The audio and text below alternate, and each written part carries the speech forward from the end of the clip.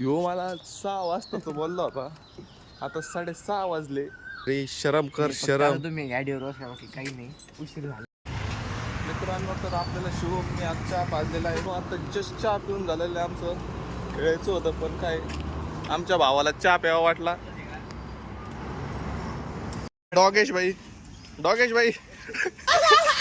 मित्रांनो, आताच आपल्याला कोण डॉगेश भाई पळालेले आहे. तर चला आता लवकर क्रिकेट खेळायला जाऊ. मित्रांनो, तर आपण खेळायला तर आलो, पण आपल्याकडे एक पण बॅट नव्हती म्हणून आता साईबरोबर आपण बॅट घ्यायला आलोय. हॅलो मित्रांनो, तर पहिल्या 2 बॉलात लय भारी बॅटिंग करून आपण आउट झालो. शिवम, तू पाहिलं मला आउट झाला. एक सिक्स मारलाय मी.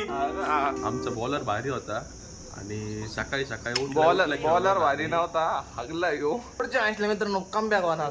6 बॉल 6 रन. स्वतः शिवम म्हणली काय नाही रे, मग जास्त करू. जास्त करू आपण, एका ओव्हर मध्ये 50 रन करू. मित्रांनो, आपल्या टीमने चांगला कमबॅक केलेला आहे. 8 ओव्हर 90 रन.